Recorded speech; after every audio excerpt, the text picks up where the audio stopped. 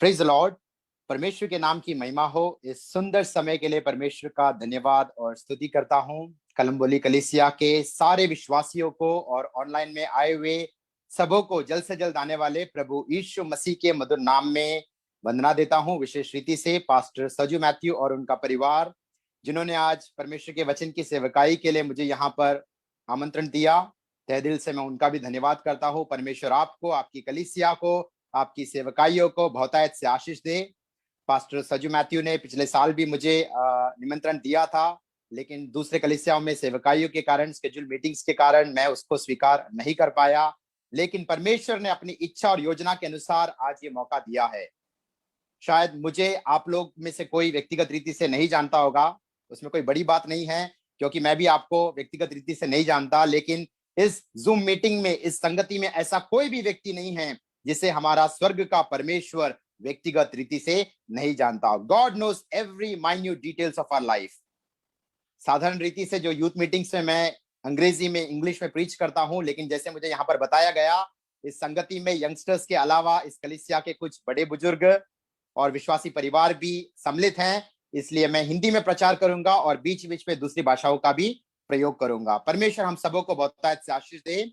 थोड़े समय के मनन के लिए इब्रानियों की पत्री 3 अध्याय का 1 से 6 वचनों को हम पढ़ेंगे। The book of Hebrews chapter 3 verses 1 to 6. എബ്രായർക്കെഴുതിയ ലേഖനം 3-ാം അധ്യായം 1 തൊട്ട് 6 വരെയുള്ള വാക്യങ്ങൾ यहाँ पर मैं हिंदी में पढ़ूंगा। इसलिए है पवित्र भाइयों, तुम जो स्वर्गीय बुलाहट में भागी हो, उस प्रेरित और महायाजक यीशु पर जिसे हम अंगीकार करते हैं ध्यान करो। वह अपने नियुक्त करने वाले के लिए विश्वास योग्य था, जैसा मूसा भी परमेश्वर के सारे घर में था, क्योंकि यीशु मूसा से इतना बढ़कर महिमा के योग्य समझा गया, जितना कि घर का बनाने वाला घर से बढ़कर आदर रखता है। क्योंकि हर एक घर का कोई ना कोई बनाने वाला होता है, पर जिसने सब कुछ बनाया है वह परमेश्वर है। मूसा तो परमेश्वर के सारे घर में सेवक के समान विश्वास योग्य रहा कि जिन बातों का वर्णन होने वाला था उनकी गवाही दे, परंतु मसीह पुत्र के समान परमेश्वर के घर का अधिकारी है और उसका घर हम हैं, यदि हम साहस पर और अपनी आशा के घमंड पर अंत तक दृढ़ता से स्थिर रहें। इस अनोखे वचन के भाग में पवित्र आत्मा पुराने नियम के मूसा की तुलना नए नियम में हमारे उद्धारकर्ता प्रभु यीशु मसीह के साथ करते हुए, यीशु मसीह कैसे मूसा से श्रेष्ठतम पदवी में है, महिमा में अवस्था में है और श्रेष्ठ अवस्था में पाया जाता है, इस आत्मिक सच्चाइयों का उजागर हमको करके देता है।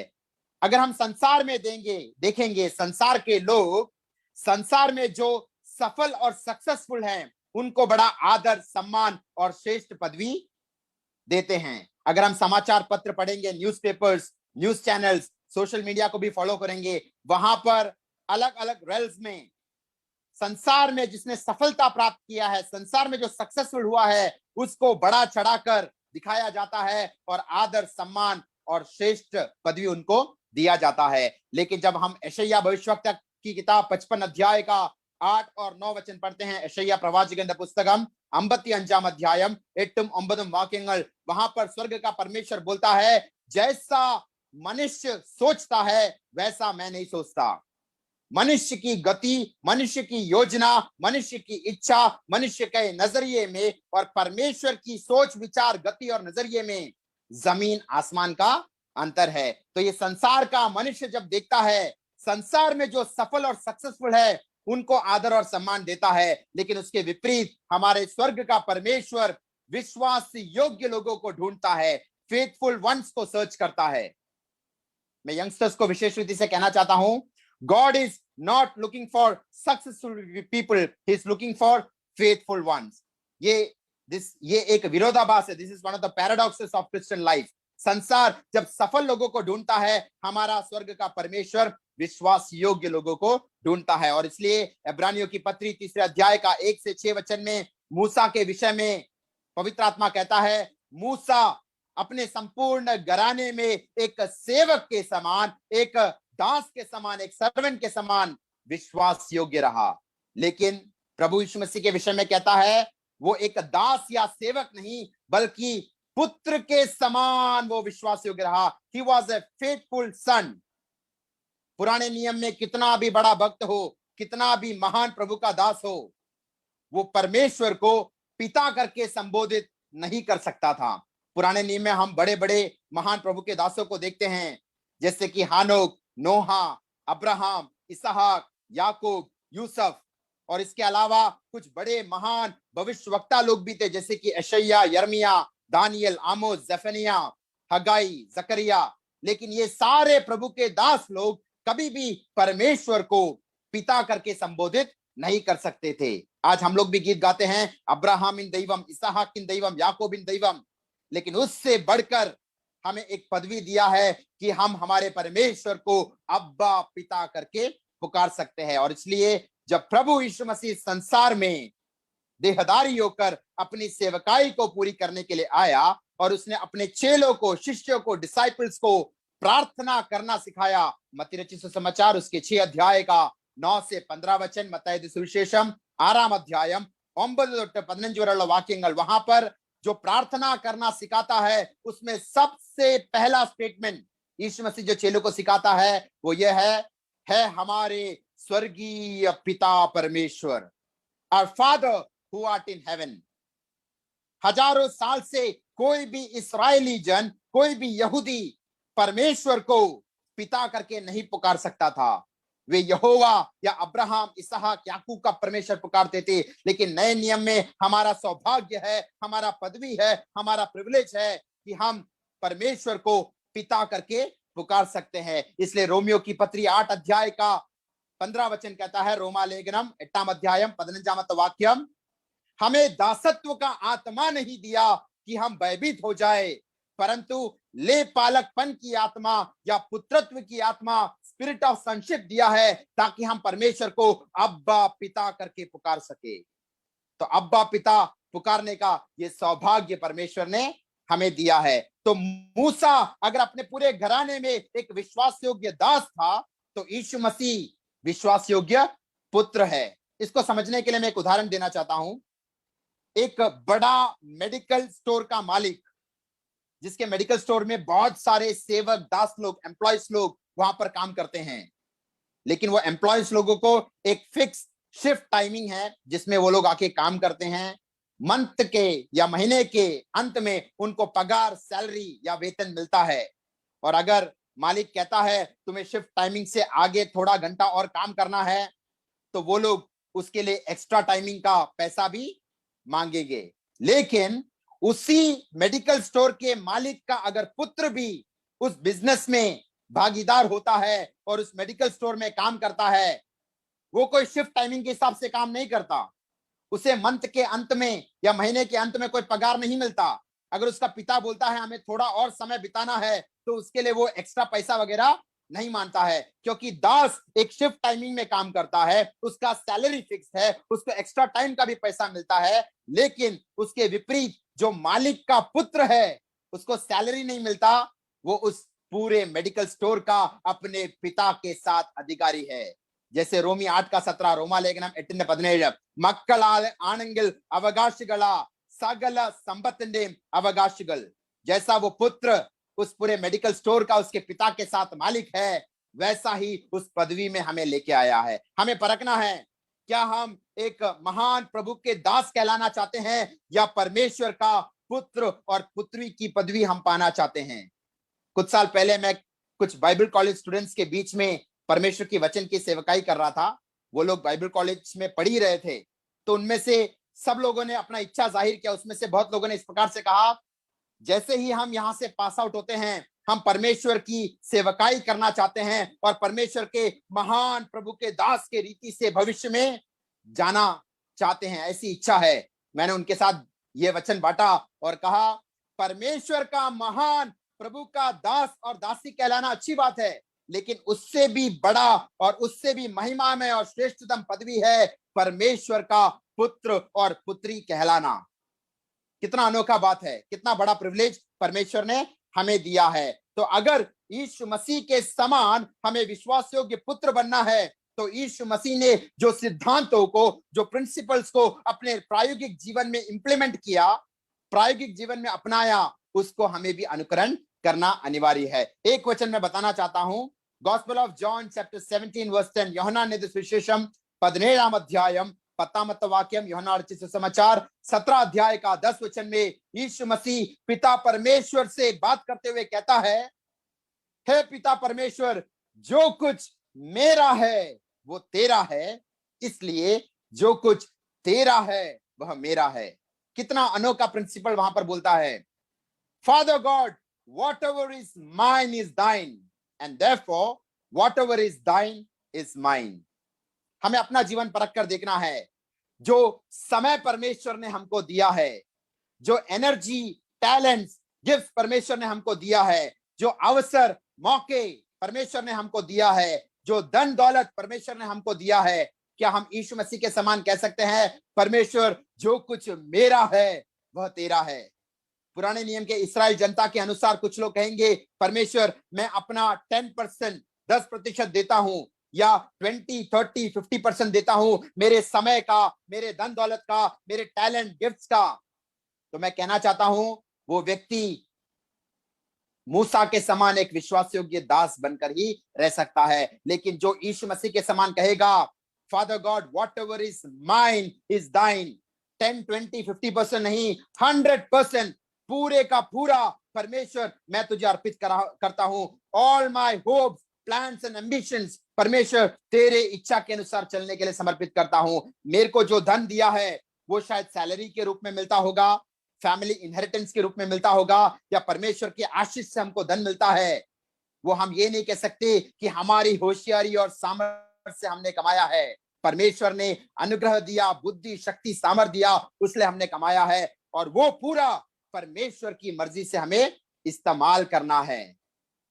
अगर सड़क के किनारे बैठी हुई एक लड़की जो फटे पुराने कपड़ों में एक टिन कैन लेके भीख मांगती है, गरीब अवस्था में है, उसके पास एक बड़े राज्य का राजकुमार प्रिंस आकर कहता है, मैं तुझसे शादी करना चाहता हूं, वो लड़की को लगेगा ये तो बड़ा मजाक है। मैं गरीब लड़की, भिखारी लड़की, फटे पुराने कपड़े, टिन कैन में 10 या 20 रुपए हैं, और ये राज्य का राजकुमार प्रिंस आकर मुझसे कहता है कि मैं तुझसे शादी करना चाहता हूं, लेकिन एक कंडीशन है, जो कुछ तेरा है, तेरे टिन कैन में है, वो मेरा हो जाएगा, और जो कुछ मेरे नाम पर है, वो बैंक बैलेंस हो, राजमहल हो, प्रॉपर्टी हो, वो सब तेरा हो जाएगा। ऐसा ऑफर अगर किसी लड़की को मिलता है तो वो कोई मूर्ख ही होगा जो उसको मना करेगा। स्वर्ग का राजकुमार भी इस संसार में हमें ढूंढते हुए आया, उस लड़की के समान गरीब अवस्था में, आत्मिक दरिद्रता की अवस्था में, पाप की दलदल में हम पड़े हुए थे, और उसने आकर हमसे कहा, मैं तुम्हारे साथ नाता जोड़ना चाहता हूं, बट वन कंडीशन, तुम्हारे पास जो है वो मेरा हो जाएगा, और जो कुछ मेरा है वो तुम्हारा हो जाएगा। इसलिए यहां पर यीशु मसीह कहता है, प्रभु जो कुछ मेरा है वो तेरा है, इसलिए जो कुछ तेरा है वो मेरा हो जाएगा। अगर मुझे सुनने वालों में से कोई भी स्वर्ग के सारे आशीषों को, स्पिरिचुअल ब्लेसिंग्स को पाना चाहता है, तो उसको अपने सारी बातों को यील्ड, सबमिट, सरेंडर, समर्पित करना होगा, और कहना पड़ेगा, परमेश्वर तेरे मर्जी के अनुसार मैं इस्तेमाल करना चाहता हूं, इसलिए सारे स्वर्गीय आशीषों को स्वर्ग का वारिस बनाकर तूने मुझे ठहराया है। कितना अनोखा वचन है। तो स्वर्ग का परमेश्वर विश्वास योग्य, फेथफुल लोगों को ढूंढता है। വെളിപ്പാട് പുസ്തകം 17 अध्यायम 14 वाक्यम वाइकुമ്പോൾ, प्रकाशित वाक्य 17 अध्याय का 14 वचन जब हम पढ़ते हैं, वहां पर कहता है, वे लोग मेमने से अर्थात यीशु मसीह से लड़ेंगे, लेकिन यीशु मसीह वहां पर जय प्राप्त करेगा, क्योंकि वो राजाओं का राजा, प्रभुओं का प्रभु है। लेकिन यीशु मसीह उस जय में, विजय में, विक्ट्री में अकेला नहीं है। यीशु मसीह के साथ एक छोटा सा झुंड, एक छोटा सा ग्रुप है, जिसके विषय में कहता है, वे बुलाए हुए हैं, वे चुने हुए हैं, और वे विश्वास योग्य हैं। അവർ കുഞ്ഞാടിനെതിരായി യുദ്ധം ചെയ്യും, പക്ഷെ കുഞ്ഞാട് അവിടെ ജയാളിയായി തീരും. പക്ഷെ കുഞ്ഞാട് തനികയല്ല, കുഞ്ഞാടിന്റെ കൂടെ ഒരു ചെറിയ കൂട്ടമുണ്ട്. അവരെ കുറിച്ച് പറയുന്നത്, അവര് വിളിക്കപ്പെട്ടവർ, തെരഞ്ഞെടുക്കപ്പെട്ടവർ, വിശ്വസ്തരായ ജീവിക്കുന്ന ആൾക്കാർ, they are called, chosen and faithful. परमेश्वर ने हमको बुलाया, परमेश्वर ने हमको चुना, लेकिन आज स्वर्ग का परमेश्वर परखता है क्या हम विश्वास योग्यता के साथ अपना जीवन बिताते हैं। एक विदेश में एक माता पिता अपने 6 साल के बच्चे के साथ एक शहर में रहते थे। वो अपने व्यापार में, अपने बिजनेस में, अपने काम में वो माता पिता इतने बिजी थे कि उन्हें परमेश्वर के लिए समय नहीं था। वो संगति में नहीं जा सकते थे। तो ऐसे समय में उनके घर के पास के ग्राउंड में एक कन्वेंशन आयोजित किया गया, ऑर्गेनाइज किया गया। तो वो 6 साल के बच्चे ने बोला कि हमारे घर के पास के ग्राउंड में ही ये कन्वेंशन चल रहा है, मम्मी पापा हम लोग मिलकर उस संगति में जाते हैं, कन्वेंशन में जाते हैं। तो माता पिता ने कहा हम तो बहुत बिजी हैं, हमें बहुत सारा काम है, घर के पास ही ग्राउंड में है, इसके लिए चाहिए तो तू जाकर वो अटेंड कर सकता है। तो वो 6 साल का बच्चा उस कन्वेंशन में जाता है। तब तक कन्वेंशन शुरू हो गया, मैसेज भी आरंभ हो गया और वो कन्वेंशन ग्राउंड के पीछे जाकर बैठकर संदेश को सुनता है। और जब वो पूरा संदेश समाप्त हो जाता है और वो जो घर पे लौटता है तो उसके माता पिता उससे सवाल करते हैं, बेटा आज कन्वेंशन का क्या मैसेज था, कन्वेंशन में क्या संदेश, कौन सा वचन से प्रचारक ने प्रचार किया। तो उस 6 साल के बेटे ने कहा, माता पिता ज्यादा कुछ तो मुझे मालूमात नहीं हुआ, मुझे ज्यादा कुछ समझ में भी नहीं आया, लेकिन एक वचन मैंने ध्यान से सुना। Gospel of Matthew chapter 22 verse 14, मत्ती रचित सुसमाचार 22 अध्याय का 14 वचन, मत्ती सुविशेषम 22 अध्यायम 14 वाक्यम। तो माता पिता ने पूछा वो वचन क्या है। तो उस बच्चे ने अंग्रेजी में इस प्रकार से जवाब दिया, many are cold but few are frozen. I repeat, वो छोटे बच्चे ने बोला many are cold but few are frozen. Actual में वो वचन कहता है many are called but few are chosen, लेकिन उस बच्चे को ऐसा सुनाई दिया कि many are cold but few are frozen. उससे एक आत्मिक संदेश उसके माता पिता को मिला। सर्दी का मौसम है, विंटर सीजन चल रहा है, लेकिन बहुतों का आत्मिक अवस्था, बहुत सारे विश्वासियों का आत्मिक अवस्था ठंडापन की अवस्था में चला गया है। लेकिन उनमें से कुछ लोगों का अवस्था और भी बुरा है, वो पूरे जम गए हैं। വിശ്വാസികളുടെ അനേക വിശ്വാസികളുടെ ആത്മീയ അവസ്ഥ ഇന്ന് നോക്കുമ്പോൾ ആത്മീയമായി തണുത്തിരിക്കുന്നു.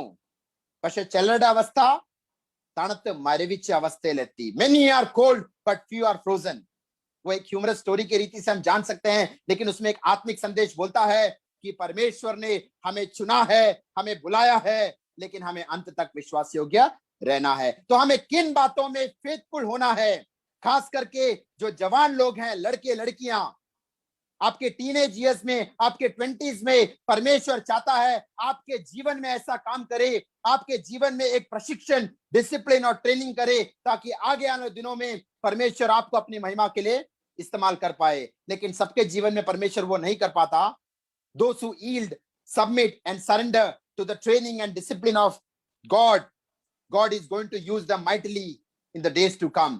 तो हमें अपना जीवन परख कर देखना है। तो किन बातों में विश्वास योग्य होना है, कुछ बिंदुओं को मैं यहां पर बांटूंगा।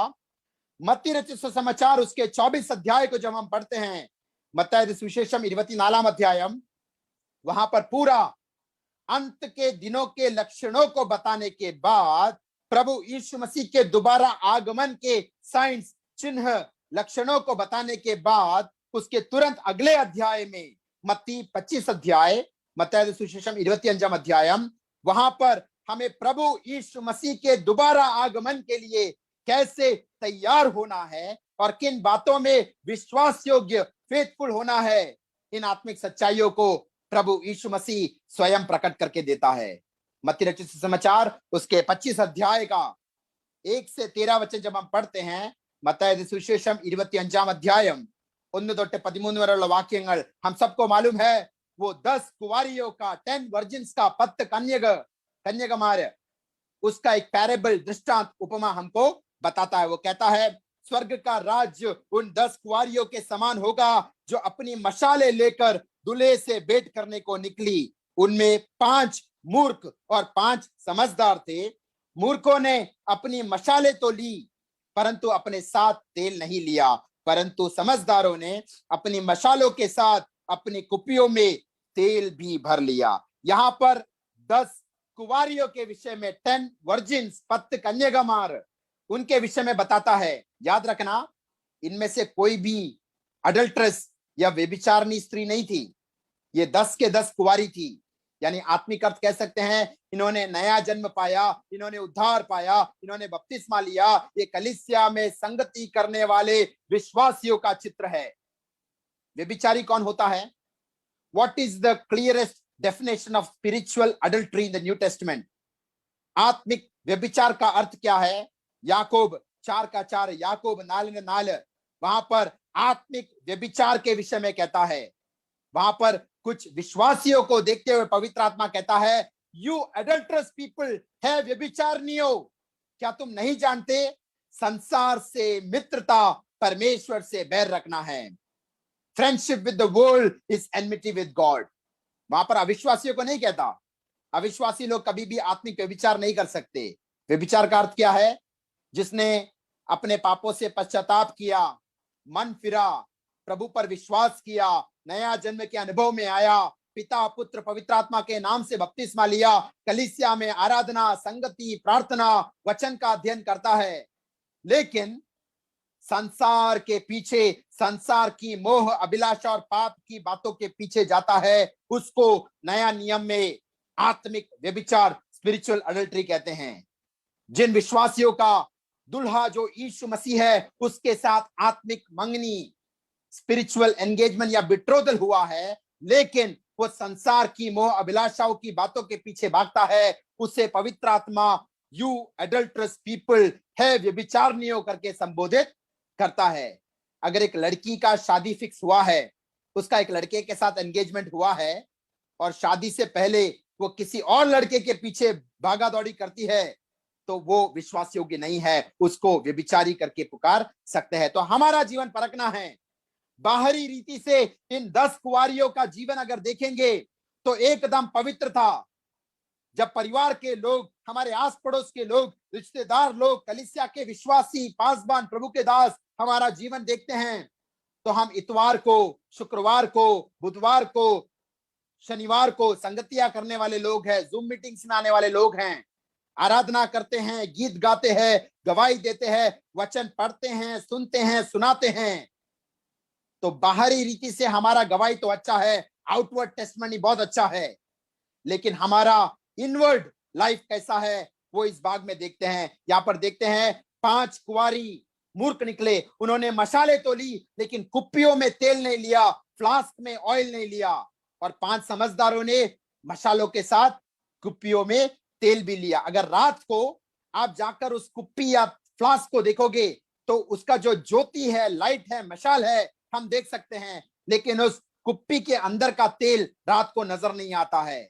हमारा जीवन भी बाहरी बातों को संसार के लोग, कलीसिया के विश्वासी लोग देख सकते हैं, लेकिन हमारे हृदय की भावनाओं को, हमारे मन के विचारों को, the thoughts in our mind, the motives of our heart, हमारे एटीट्यूड को सिर्फ स्वर्ग का परमेश्वर देखता है और परखता है। इसलिए 1 शमूएल 16 अध्याय का 7 वचन, 19 शमूएल 16 अध्यायम 7 वाक्यम, Man looks at the outward appearance, but God looks at the heart. मनुष्य बाहरी रीति से लोगों को देखता है, परखता है, जांचता है, लेकिन स्वर्ग का परमेश्वर हमारे हृदय को परखता है। आज हमें परमेश्वर के वचन के सामने अपने जीवन को परखना है। बाहरी रीति से तो बहुत अच्छा टेस्टमनी है, बहुत अच्छा गवाही है, सब लोग आदर, सम्मान और अप्रूवल देते हैं, लेकिन स्वर्ग का परमेश्वर जब हमारे हृदय की भावनाओं को, हमारे मन के विचारों को परखता है, तो क्या परमेश्वर उससे प्रसन्न होगा? Our heart may be full of jealousy, bitterness, selfish ambition, pride, hatred. और पत्रोस की भाषा में, मलयालम में कहता है, 1 पत्रोस 2 अध्याയം 1 वाक्यम, സകല ദുഷ്ടത, ചതിവ്, വ്യാജഭാവം, അസൂയ, നുണ, ഇതെല്ലാം വിശ്വാസികളുടെ അകത്തുണ്ട്. അതുകൊണ്ട് അർത്ഥവചനം എന്തോ പറഞ്ഞേ? ഇതെല്ലാം മാറ്റി മാനസാന്തരപ്പെട്ട് രക്ഷയ്ക്കായി വളരുവാൻ मायमिल्लात पाल कुडिकणम। यानी विश्वासियों को इन बातों से मन फिरना है। तो मत्ती 25 का 1 से 13 वचन कहता है, हमारे हिडन लाइफ में, हमारे गुप्त जीवन में, हमारे सीक्रेट लाइफ में जो सिर्फ परमेश्वर जानता है, हमारे मोटिव, थॉट्स, एटीट्यूड को पवित्र रखना है, क्योंकि जो ऐसा रखेगा वही परमेश्वर के आगमन में उठा लिया जाएगा। 5 समझदार लोग, दुल्हा जब आधी रात को आया उसके साथ चला गया, लेकिन 5 मूर्ख जो विश्वासियों का भी चित्र है, वो यीशु मसीह के आगमन में they were left behind in the rapture. हमें हमारे गुप्त जीवन में विश्वास योग्य रहना है। और अगले भाग में मत्ती 25 का 14 से 30 लंबा भाग है, मैं संक्षिप्त बताता हूं। मत्ताई सुविशेषम 25 अध्याയം 14 തൊട്ട് 30 വരെയുള്ള വാക്യങ്ങൾ വായിക്കുമ്പോൾ वहां पर हमारे मिनिस्ट्री में, सेवकाई में हमें कैसा विश्वास योग्य रहना है उसके विषय में कहता है। परमेश्वर ने जो हमें तोड़े टैलेंट्स और गिफ्ट्स दिए हैं उसको हमें कैसे इस्तेमाल करना है। वहां पर जो स्वामी था उसने पहले दास को बुलाकर उसको 5 टैलेंट्स दिए, दूसरे दास को बुलाकर 2 टैलेंट्स दिए, तीसरे दास को बुलाकर 1 टैलेंट दिया। जिसको 5 टैलेंट मिला था उसने व्यापार करके उसको 10 किया, जिसको 2 टैलेंट मिला था उसने उसको लेन देन बिजनेस करके 4 बनाया, लेकिन जिसको सिर्फ 1 ही टैलेंट मिला था उसने उसको जाकर जमीन में गाड़ दिया। यानी उसने परमेश्वर की महिमा के लिए उसका इस्तेमाल नहीं किया, अपने लिए, इस संसार के लिए उस टैलेंट का उपयोग किया। मुझे सुनने वाला हर एक व्यक्ति मैं बताना चाहता हूं, ऐसा कोई भी व्यक्ति नहीं कह सकता कि परमेश्वर ने मुझे कोई गिफ्ट या टैलेंट नहीं दिया है। Singing, preaching, teaching, prophesying, evangelism, disciple making, कोई ना कोई स्पिरिचुअल गिफ्ट आपको परमेश्वर ने निश्चय दिया है। तो जो टैलेंट्स और तोड़े आपको परमेश्वर ने दिया है, क्या आप परमेश्वर के नाम की महिमा के लिए इस्तेमाल करते हो? किसको ज्यादा मिला, कम मिला, वो यहां पर मायने नहीं रखता। अगर आप ध्यान से पढ़ोगे, जिस व्यक्ति को 5 टैलेंट मिला और उसने व्यापार करके उसको 10 किया, और जिसको 2 टैलेंट मिला उसने व्यापार करके 4 किया, दोनों को सेम रिवॉर्ड, सेम प्रतिफल देता है। तो दूसरों को ज्यादा टैलेंट मिला है, गिफ्ट मिला है, मुझे कम मिला है, ऐसा मत समझना। आपको जो गिफ्ट, आपको जो टैलेंट मिला है वो परमेश्वर की नाम की महिमा के लिए इस्तेमाल करना। और जब यीशु मसीह का आगमन होगा आपको भी ये अंगीकार मिलेगा, my good and faithful servant, मेरे अच्छे और विश्वास योग्य दास। तो हमारे टैलेंट्स को, हमारे गिफ्ट्स को, हमारे स्किल्स को, हमारे अवसरों को परमेश्वर की नाम की महिमा के लिए हमें इस्तेमाल करना है। और तीसरे भाग में मत्ती 25 अध्याय का 31 से 46 वचन, മത്തായി സുവിശേഷം 25 अध्याയം 31 തൊട്ട് 46 വരെയുള്ള വാക്യങ്ങൾ, वहां पर एक दूसरे विश्वासी को सेवा करने में हमें कैसा विश्वास योग्य होना है इसके बारे में बताता है। How we must be faithful in serving our fellow believers. वहां पर कहता है जब मनुष्य का पुत्र अपनी महिमा में आएगा और सब स्वर्गदूत उसके साथ आएंगे तो अपनी महिमा के सिंहासन पर विराजमान होगा और उसके सामने जो जातियां इकट्ठा है उनको वो 2 भागों में बांटेगा, जैसा भेड़ों को बकरियों से, शीप को गोट से अलग करता है।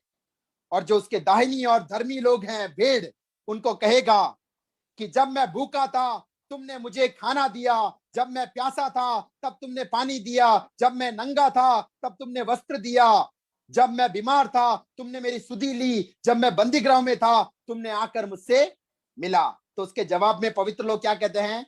है परमेश्वर, हमने तुझे कब भूखा, नंगा, प्यासा, बंदीगृह में देखा? और यीशु मसीह उसके जवाब में क्या कहता है? One of the wonderful verses in the Gospel of Matthew, Matthew 25 verse 40, मत्ती 25 का 40 वचन कहता है, यीशु मसीह कहता है, मैं तुमसे सच कहता हूं कि तुमने जो मेरे इन छोटे से छोटे भाइयों में से किसी एक के साथ किया वह मेरे ही साथ किया। यानी छोटे से छोटा भाई बहन जो जरूरत में है, जो नीडी अवस्था में है, उसको जब हम मदद करते हैं, फिजिकली, मेटीरियली, स्पिरिचुअली, आत्मिक, आर्थिक और भौतिक रीति से हम जब मदद करते हैं, सेवकाई करते हैं, अल्टीमेटली हम किसके लिए कर रहे हैं? प्रभु यीशु मसीह के लिए। और वहां बड़ा प्रतिफल मिलता है। लेकिन जो लेफ्ट हैंड साइड में थे, बाई और थे, उनको यीशु मसीह कहता है, मैं जब भूखा था, मैं जब नंगा था, मैं जब प्यासा था, बंदीगृह में था, बीमार था, तुमने मेरी सेवकाई नहीं की। और वो कहते हैं, प्रभु मैंने कब देखा? जब तुम्हारे पास कोई जरूरतमंद भाई बहन आता है या तुमको पता चलता है उनके लिए तुमने प्रार्थना नहीं किया, उनको तूने सहायता नहीं किया, वचन से उत्तेजना नहीं दिया, उनको मेटीरियली हेल्प नहीं किया, और जो कुछ तुमने उनके लिए नहीं किया वो तुमने मेरे लिए नहीं किया। कितना अनोखा वचन यहाँ पर कहता है। तो यहाँ पर हम देखते हैं हमें हमारे गुप्त जीवन में विश्वास योग्य रहना है। हमें जो टैलेंट और गिफ्ट दिया है उस सेवकाई में हमें विश्वास योग्य रहना है और एक दूसरे को मदद करने, सहायता करने, एक दूसरे को सेवकाई करने में हमें विश्वास योग्य रहना है। और एक अनोखा बात मैं बताना चाहता हूं, एक कॉन्ट्रास्टिंग थिंग। मत्ती 7 का 21 और 22 वचन आप पढ़ोगे, मैथ्यू चैप्टर 7 वर्स 21 एंड 22, वहां पर कहता है कि अंत के दिनों में कुछ लोग यीशु मसीह के पास आकर कहेंगे कि यीशु मसीह, हमने तेरे नाम से भविष्यवाणी की, तेरे नाम से भूतों को निकाला, तेरे नाम से मिराकल्स और चमत्कार किए, लेकिन यीशु मसीह उनको क्या कहेगा? Depart from me you workers of iniquity, तुम्हारे जीवन में पाप है, तुम मेरे से दूर हो जाओ। यानी सबसे पहले हमारे जीवन में पवित्रता होना जरूरी है। अगर पवित्रता नहीं है तो हमारी सेवकाई, हमारा प्रचार, भविष्यवाणी, मिराकल से परमेश्वर प्रसन्न नहीं होगा। तो हम कह सकते हैं, जिन्होंने यीशु मसीह के नाम से रोगियों को चंगा किया, वो पाप में जी रहे थे, इसलिए वो अंत में नरक के भागीदार बन गए। लेकिन मत्ती 25 में कहता है, उसका 34 और 36 वचन, जो बीमार लोगों को चंगा नहीं किया, शायद आपको बीमारों को चंगा का वरदान नहीं होगा, लेकिन बीमारों को जाकर मिलो, बीमारों को सुधी लो, उनको वचन से उत्तेजना दो, तो आप स्वर्ग राज्य के वारिस बन जाओगे। तो आपको दूसरों की सेवकाई में भी विश्वास योग्य रहना चाहिए। और अंत के 2 बिंदु में बताना चाहता हूं। लूका 16 अध्याय का 11 वचन, लूकोस 16 അധ്യായം 11 വാക്യത്തിൽ യേശു ക്രിസ്തു പറഞ്ഞു, നിങ്ങൾ അനീതിയായ മാമോന്റെ കാര്യത്തിൽ വിശ്വസ്തരല്ലെങ്കിൽ യഥാർത്ഥമായ സ്വർഗീയ ധനം നിങ്ങൾക്ക് എങ്ങനെ ലഭിക്കും? If you are not faithful in the matter of unrighteous mammon, who will give you true riches? True riches का मतलब क्या है? संसार का धन संपत्ति नहीं है। Anointing of the Holy Spirit, पवित्र आत्मा का अभिषेक, पवित्र आत्मा का सामर्थ, पवित्र आत्मा का रेवलेशन, വെളിപ്പാട്, प्रकाशन, Divya स्वभावത്തിന്റെ പങ്കാളിയാകണം, partaking of the divine nature, ये सब आपको तब कब मिलेगा? जब आप मामोन के प्रति विश्वास योग्य रहेंगे। आपको जो धन मिलता है, आपको जो सैलरी मिलता है, आपको जो मनी मिलता है, क्या आप उसको परमेश्वर की इच्छा के अनुसार फेथफुली, विश्वास योग्यता के साथ खर्च करते हैं? अपने ऊपर कम और परमेश्वर की महिमा के लिए, परमेश्वर की सेवकाई के लिए अर्पित करते हैं, यीशु मसीह के समान।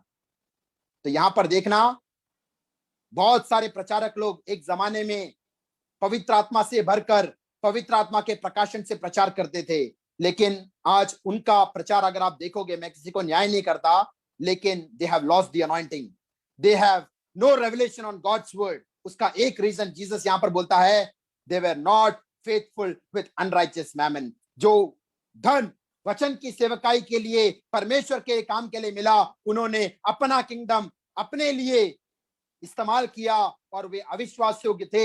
उसके लिए परमेश्वर उनको ट्रू रिचेस आज नहीं दे पाता है। और अंत में एक पैराबल बड़ा है, लेकिन उसका आत्मिक अर्थ मैं बताना चाहता हूं। लूका 19 अध्याय का 12 से 27 वचन, लूकोस 19 अध्याയം 12 തൊട്ട് 27 വരെയുള്ള വാക്യങ്ങൾ, वहां पर एक स्वामी अपने 10 दासों को बुलाता है और सारे दासों को क्या देता है? एक एक मुहरे, 1 मीना ईच। मत्ती 25 में हमने पढ़ा 14 से 30 में कि सबको एक समान गिफ्ट नहीं मिला है, एक को 5 टैलेंट, एक को 2 टैलेंट, एक को 1 टैलेंट। लेकिन लूका 19 में बोलता है, सारे दासों को स्वामी या परमेश्वर ने एक समान मुहरे, एक समान मीना दिया। इसका मतलब क्या है? आज मुझे और आपको एक समान परमेश्वर ने क्या दिया है? हमें बुद्धि, शक्ति, सामर्थ, स्पिरिचुअल गिफ्ट और टैलेंट अलग अलग मात्रा में दिया है। लेकिन एक बात है, जो भारत के प्रधानमंत्री नरेंद्र मोदी को भी, मुकेश अंबानी को भी, मुझे भी और मुझे सुनने वाले हर एक को एक समान इक्वल मेजर में परमेश्वर ने दिया है। That is 24 hours in a day, एक दिन का 24 घंटा। तो सबको एक समान दिया है समय, लेकिन उस समय को हम परमेश्वर की नाम की महिमा के लिए कितना इस्तेमाल करते हैं। संसार के एंटरटेनमेंट के लिए सोशल मीडिया, टेलीविजन, ये सब यूज करना गलत बात नहीं है, लेकिन वचन को मनन करने के लिए, प्रार्थना के लिए, आराधना के लिए, संगति के लिए हम अपने समय का बेस्ट पार्ट इस्तेमाल करते हैं क्या? हमें यह परख कर देखना है। तो इन सारी बातों में हमें विश्वास योग्य बनना है और प्रभु यीशु मसीह के आगमन के लिए तैयार होना है। तो अगले दिनों में इन वचनों के अनुसार परमेश्वर के लिए एक विश्वास योग्य दास से बढ़कर एक पुत्र बनते हुए यीशु मसीह के समान विजय मसीह जीवन जीने के लिए इन वचनों के द्वारा प्रभु आप सबको आशीष दे।